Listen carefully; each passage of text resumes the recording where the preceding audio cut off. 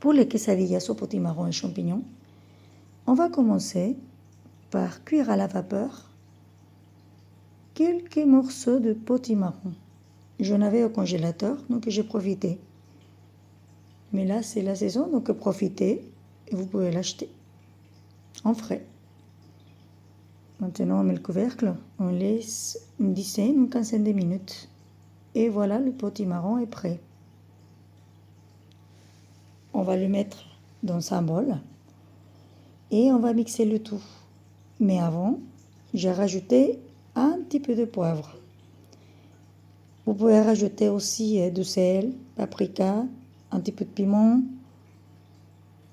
Moi, cette fois, j'ai essayé avec du poivre seulement parce que j'aime bien le côté sucré.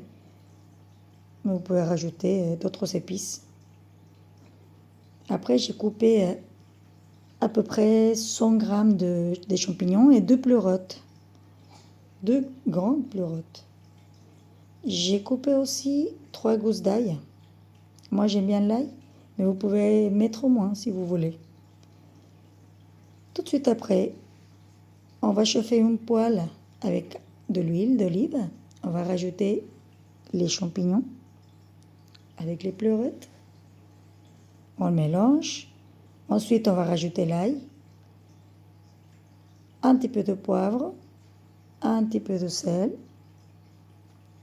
et on le mélange bien. Quelques minutes plus tard, vous regardez si c'est bien cuit. Pour moi, ça a été 6-7 minutes. On a la purée de potimarron. On a aussi les champignons. C'est bon ça.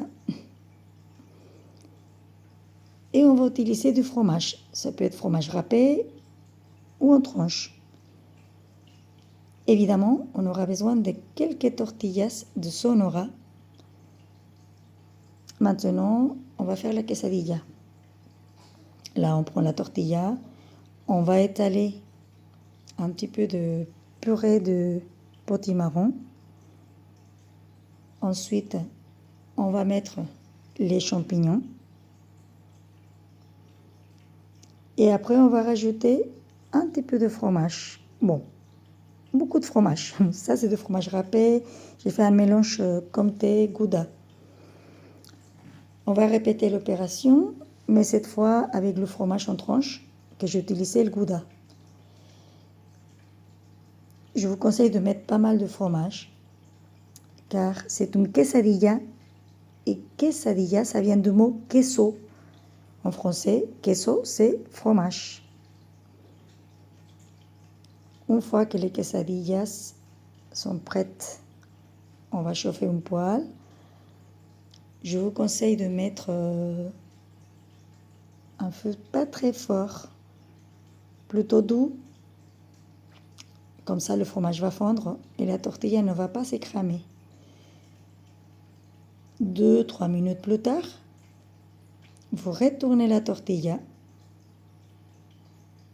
et vous allez voir que le fromage commence déjà à fondre.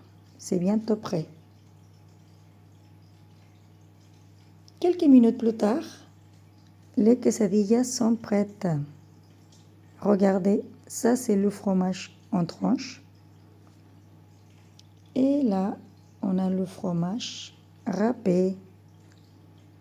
Voilà, bon appétit!